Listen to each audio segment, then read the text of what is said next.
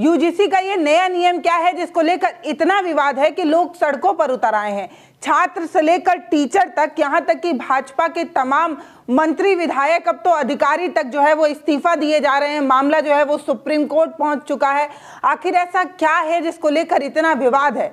UGC की तरफ से ये कहा जा रहा है कि वो समान अवसर जो है वो देना चाहता है। वो किसी भी तरीके का भेदभाव नहीं बर्दाश्त करना चाहता या किसी भी तरीके की जाति को नहीं बर्दाश्त करना चाहता, चाहे वो लिंग के आधार पर हो, जाति के आधार पर हो, जन्म स्थान के आधार पर हो या किसी भी आधार पर हो। लेकिन इस तरीके का भेदभाव अब नहीं बर्दाश्त होगा। तो एक ऐसा नियम बनाया जाएगा जिसमें जो पिछड़े जाति, जनजाति, ओबीसी हैं, उन पर अगर किसी भी तरीके की जाति होती है, किसी भी तरीके से उन्हें दबाने की कोशिश होती है, तो उन्हें सपोर्ट दिया जाएगा। 24x7 एक हेल्पलाइन नंबर होगा, एक ऐसा सेंटर बनाया जाएगा जहां पर आप शिकायत दर्ज कर पाएंगे। इस तरीके की तमाम सुविधाएं दी गई हैं। इसको बोलने में और सुनने में एकदम सामान्य सा लगता है। फिर जनरल कैटेगरी के स्टूडेंट ऐसा क्यों कह रहे हैं कि उनकी अनदेखी हुई है? सामान्य वर्ग के वो तमाम लोग जो ये कहते हैं कि हमने भाजपा को चुना, हमारे चुनने पर भाजपा जो है वो सरकार में आई और अब हमारा ही हनन कर रही है, हमारे अधिकारों को छीन रही है, एक बार फिर से हमें जो है वो दबाने की कोशिश हो रही है। तो आखिर इस कानून में ऐसा क्या है जिसका इतना विरोध हो रहा है कि मामला सुप्रीम कोर्ट पहुंच चुका है?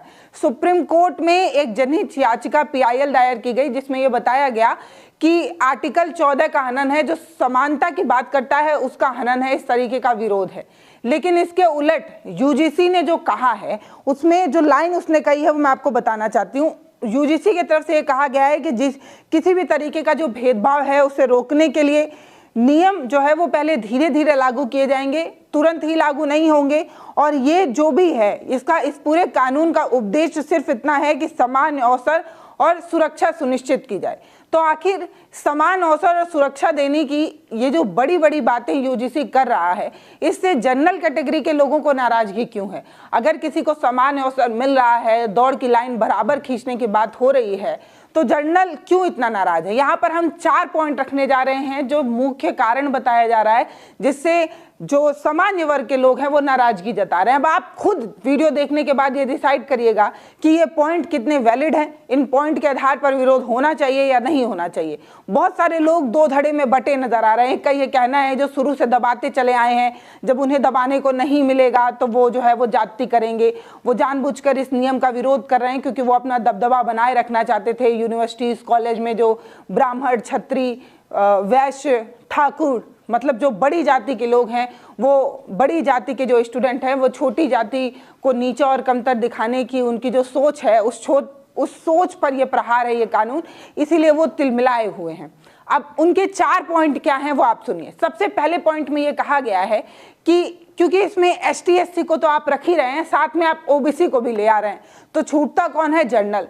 तो यानी कि आप ये मान रहे हैं कि सामान्य वर्ग का जो स्टूडेंट है, जो जनरल है, वो आदतन जो है वो इस तरीके की चीजें करता है। आपने सबको एक छतरी के अंदर रख दिया और एक को किनारे कर दिया है, जनरल सामान्य वर्ग को किनारे कर दिया। और अब आप ये कह रहे हैं कि अगर ये लोग किसी भी तरीके की तुम्हारे साथ जाति करें तो तुम शिकायत कर देना। और अगर कोई शिकायत करता भी है, मतलब ST SC OBC का कोई शिकायत करने जाता है, तो उससे ना वैलिड कारण पूछा जा रहा है, ना कोई सबूत मांगे जा रहे हैं। मतलब अगर आपसी झगड़े और मनमुटाव में ये शिकायत दर्ज हो जाएगी तो जो जनरल कैटेगरी का स्टूडेंट होगा उसकी सुनने वाला कोई नहीं होगा।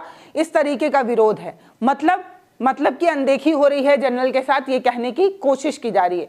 कहा तो ये भी जा रहा है कि इस पूरी कमिटी में जो मेंबर रखे जाएंगे वो ST SC OBC, महिला, विकलांग रखे जाएंगे, लेकिन इसमें कहीं भी जनरल कैटेगरी के लोगों को रखने की कोशिश नहीं की जा रही है। यानी कि एक ऐसी कमेटी बनाई जाएगी जिसमें दबदबा होगा ST SC OBC, महिला, विकलांग, लेकिन जनरल का कोई नहीं होगा, इसलिए विरोध करा रहे हैं। मतलब हमारी सुनने वाला ही कोई नहीं होगा।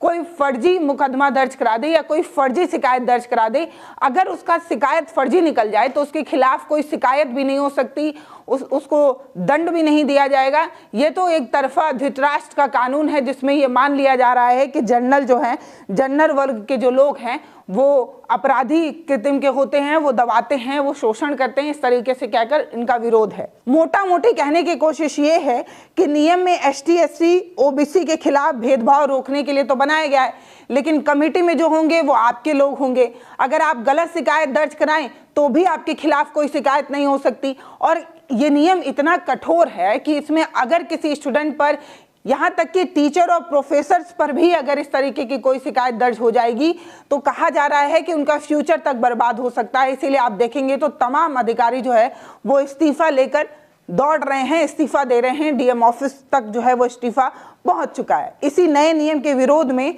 बरेली के सिटी मजिस्ट्रेट हैं अलंकार अग्निहोत्री, उन्होंने भी जो है वो अपना इस्तीफा देते हुए ये कहा कि ठाकुर ब्राह्मण छत्री की बात सरकार नहीं सुन रही है, सामान्य वर्ग को अनदेखा कर रही है।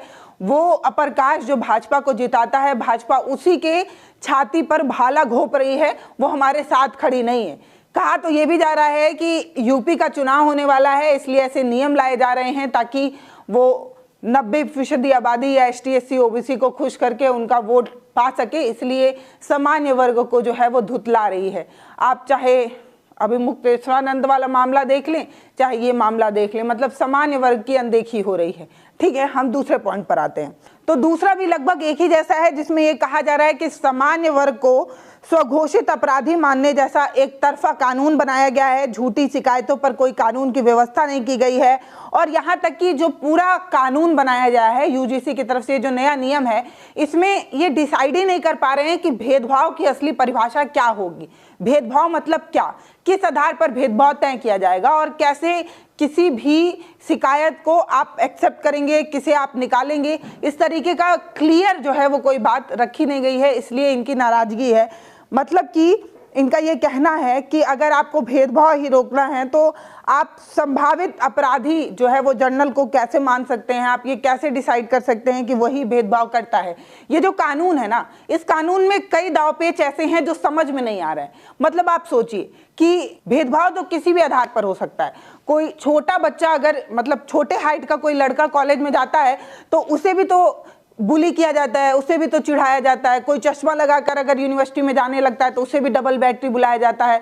कोई काली सांवली लड़की होती है तो उसे भी बुली किया जाता है, उसका भी मजाक बनाया जाता है। कोई बहुत शारीरिक रूप से कोई बहुत मोटा होता है, उसका भी हाथी और न जाने क्या क्या कर उनका भी मजाक बनाया जाता है। तो जाति के आधार पर भेदभाव होता है, ये मैं जानती हूँ, लेकिन मैं यहाँ पर वो पॉइंट रख रही हूँ जिस पॉइंट पर आपत्ति दर्ज कराई जा रही है। UGC के नए नियम में जो अपर कास्ट के जो स्टूडेंट है वो नाराजगी किस पॉइंट पर रख रहे हैं वो आपको बताने और समझाने की कोशिश है। इनका ये कहना है कि आप ये कहते हैं कि ST SC OBC के साथ अगर भेदभाव होगा तो आप खड़े होंगे, लेकिन आप ये नहीं बताते कि कोई OBC वाला अगर ST को पीटता है या उसको जाति सूचक वर्ड बोल देता है या उसे चिढ़ाता है, उसे किसी तरीके का कोई ऐसा शब्द बोल देता है, या मान लेते हैं कि वो जाति के आधार पर उसके साथ भेदभाव करता है, तो आप क्या करेंगे। मतलब आप ST SC OBC को अपने छाते के अंदर रखेंगे और अगर उसी छाते के अंदर खड़े 3 लड़के आपस में भिड़ जाएं और जाति के आधार पर लड़ाई करने लगे तो आप उन पर कोई कार्रवाई करेंगे कि नहीं, ये आप नहीं बताते हैं। तो मतलब आप सीधे ये मान रहे हैं कि जितना भी अपराध, जितना भी जाति के आधार पर भेदभाव होता है वो हमेशा जर्नल ही करता है। कोई गरीब का लड़का जब यूनिवर्सिटी में साइकिल से जाता है और वहाँ पर कोई अमीर स्टूडेंट आता है तो पैसे के आधार पर भी जो है वो भेदभाव देखने को मिलता है और उसे धुतकारा जाता है, उसको बुली किया जाता है, उसका मजाक बनाया जाता है। तो आर्थिक आधार पर अगर किसी तरीके का कोई मतलब डिस्क्रिमिनेशन होगा तो उसे आप मानेंगे कि नहीं। इस तरीके के पॉइंट जो हैं वो रखे जा रहे हैं।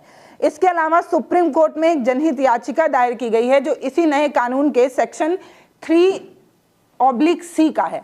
इसमें यह कहने की कोशिश है कि जो अभिव्यक्ति की स्वतंत्रता है, जो समानता है और व्यक्तिगत आजादी का उल्लंघन है। मतलब आप किसी को जाति के आधार पर भेदभाव नहीं कर रहे हैं, लेकिन वहीं पर आप जाति के आधार पर स्वर्ण जाति के अपर स्टूडेंट को जो है वो अनदेखा कर देते हैं, उसे अपने छतरी से बाहर निकाल देते हैं और ये कहते हैं कि अगर ये तुम्हारे साथ कुछ करे तो हम तुम्हारे साथ खड़े हैं, लेकिन आपस में अगर तुम लड़ते हो, आपस में तुम जाति के आधार पर कुछ करते हो तो हम कुछ नहीं करेंगे।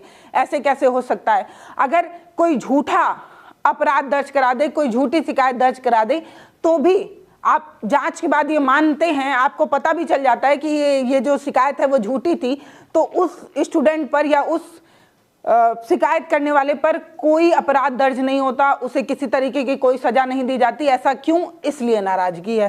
तो इस तरीके से सामान्य वर्ग जो है, अपर कास्ट जो है, वो अपनी नाराजगी व्यक्त कर रहा है। जनरल कैटेगरी के लोगों का ये कहना है कि एक तरफ से, एक आंख से ये सबको देख रहे हैं, दूसरी आंख से हमें दोषी मानकर देख रहे हैं। इतना ही नहीं, यूजीसी ने जब ये कानून बनाया तब उसने ये बताया कि जो जाति के आधार पर भेदभाव है, जो जातियां हैं, वो 2020 से लेकर 2025 के बीच में बहुत तेजी से बढ़ी हैं। 100% इसमें बढ़ोतरी हुई है। मतलब जाति जनजाति के खिलाफ शिकायतें लगातार बढ़ रही हैं। यूनिवर्सिटीज में पढ़ने लिखने वाले बच्चे भी इस तरीके का भेदभाव कर रहे हैं।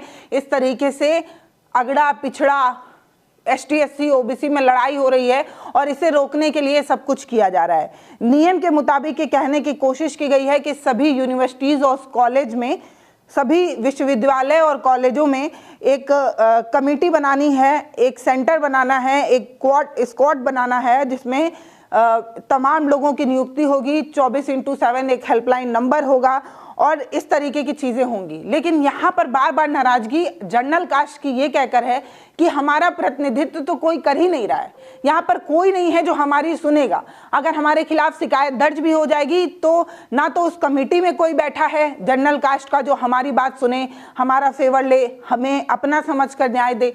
यहाँ पर सब वही लोग इकट्ठा हो रहे हैं जिनकी मानसिकता ये है कि सामान्य वर्ग के लोग जाति करते हैं, जाति के आधार पर भेदभाव करते हैं। लेकिन अगर इसको जनरल रूप में देखा जाए, सामान्य रूप में देखा जाए, तो ऐसे भेदभाव होते हैं, चाहे वो यूनिवर्सिटीज हों, कॉलेज हों, आपका पड़ोस हो, हर जगह इस तरीके का भेदभाव देखने को मिलता है। लेकिन वही है कि जब आप कानून बनाएं और कानून में इस तरीके की कोई स्पष्टीकरण ना हो जिसमें स्टूडेंट को ये ऐसा एहसास होने लगे कि हमें नहीं सुना जा रहा है, तो उसका विरोध होता है। इतना ही नहीं, यूजीसी की तरफ से इतना कठोर बनाया गया ये नियम कि कहा गया है कि अगर कोई यूनिवर्सिटी या कॉलेज इन नियमों को पालन नहीं करता पाया गया तो उसकी मान्यता भी रद्द की जा सकती है, उसकी फंडिंग भी रोकी जा सकती है। यहाँ तक कि स्टूडेंट को छोड़िए, कोई प्रोफेसर या कोई टीचर भी इस तरीके की किसी शिकायत में पाया जाता है या उस पर इस तरीके का आरोप मढ़ा जाता है तो उसके खिलाफ भी तगड़ा एक्शन हो सकता है, उसकी नौकरी वगैरह भी जा सकती है। इस तरीके की चीज़ें कही जा रही हैं। ऐसा नहीं है कि टीचर एकदम दूध के धुले होते हैं और वो इस तरीके की जाति के आधार पर कमेंट नहीं करते या इस तरीके की जाति नहीं करते। लेकिन बात वही है कि आप एक ही आंख से सबको देख रहे हैं, ऐसा नहीं है कि, लेकिन बात फिर वहीं आकर रुक जाती है। अगर कोई अपर कास्ट का एक आदमी किसी के साथ जाति के आधार पर भेदभाव करता है तो उसका मतलब ये नहीं है कि सभी सामान्य वर्ग के लोग संविधान में और लोकतंत्र में यकीन नहीं रखते हैं, सामान्य अवसर में यकीन नहीं रखते हैं। लेकिन जब आप कानून एक तरफा बनाएंगे तो नाराजगी होगी, इसलिए विरोध हो रहा है। इसलिए तमाम अधिकारी से लेकर स्टूडेंट से लेकर प्रोफेसर तक जो है वो सड़कों में है। मामला सुप्रीम कोर्ट तक पहुंचा चला जा रहा है। हमने पॉइंट वाइज आपको समझाने की कोशिश की है कि विरोध क्यों हो रहा है और यूजीसी ने साफ कहा है कि हम सामान्य अवसर देने के लिए कुछ कर रहे हैं, भेदभाव मिटाने के लिए सब कुछ कर रहे हैं। और ये सब कुछ जो हो रहा है वो पहले ही हो जाना चाहिए था। मतलब यूजीसी अब ये जो नया नियम ला रही है जिसमें वो कह रही है जाति के आधार पर भेदभाव होगा, लिंग धर्म के आधार पर भेदभाव होगा तो हम एक्शन लेंगे। इसका मतलब अभी तक यूनिवर्सिटी में इस तरीके की चीज़ें होती रही और यूनिवर्सिटी इसे बर्दाश्त करता रहा। तो अगर इस तरीके की चीज़ें हुई और यूजीसी ने कोई कार्रवाई नहीं की, उन स्टूडेंट जिनकी जानें चली गई उसके लिए जिम्मेदार किसे ठहराया जाए। अब पैरेलल में सुप्रीम कोर्ट में ऐसे तमाम मामले पहले से चल रहे थे, जैसे कि आपको पता होगा रोहित वेमुला का केस, डॉक्टर का केस, ऐसे कई केस सुप्रीम कोर्ट में चल रहे थे। और ये सिर्फ यूजीसी का निर्णय नहीं है, सुप्रीम कोर्ट की तरफ से भी ये निर्णय दिया गया था कि ऐसा कोई कमेटी बनाई जाए जिसमें इस तरीके की चीज़ें की जाए। तो यूजीसी अगर इस तरीके का कोई निर्णय लाता है तो सुप्रीम कोर्ट भी उसका स्वागत करता है, क्योंकि सुप्रीम कोर्ट के दिशा निर्देश पर, उनके इशारे पर ये नियम बनाए गए हैं जिसमें अधिकारों की बात है, उन पिछड़े समाज से आने वाले बच्चों की बात है जिनके साथ जाति के आधार पर भेदभाव होता है। ये सच्चाई है। लेकिन फिर सवाल यही है कि ST SC एक्ट तो पहले से ही समाज में था, इस तरीके की जाति पहले से जर्नल पर हो रही थी और अब फिर से एक नया नियम ला दिया गया है जो इस तरीके का भेदभाव करता है, ये कहते हुए विरोध है। अगर शिकायत झूठी पाई जाए तो उनके खिलाफ कार्रवाई क्यों ना हो, इस प्रावधान में इस चीज़ को क्यों नहीं रखा गया है। इसका मतलब यही कि आप झूठी शिकायत दर्ज करा के किसी जर्नल स्टूडेंट की जिंदगी बर्बाद कर सकते हैं, उसको यूनिवर्सिटी से रस्टिकेट करा सकते हैं। एक प्रोफेसर के खिलाफ आप शिकायत दर्ज कर सकते हैं, वो भी झूठी, क्योंकि आपको किसी भी तरीके का कोई सबूत देने की ज़रूरत नहीं है। लेकिन अगर आप इसको ऐसे देखें तो जब भी किसी के साथ जाति के आधार पर भेदभाव होता है उसके पास कोई प्रूफ नहीं होता है, क्योंकि बातें मुंह से बोली गई होती हैं, वो क्या डॉक्यूमेंट लाकर आपको सबमिट कर देगा। और इतना ही नहीं, इस कानून को कठोर इसलिए भी बनाया गया है क्योंकि हर बार भेदभाव किसी स्टूडेंट की तरफ से हो ये ज़रूरी नहीं है।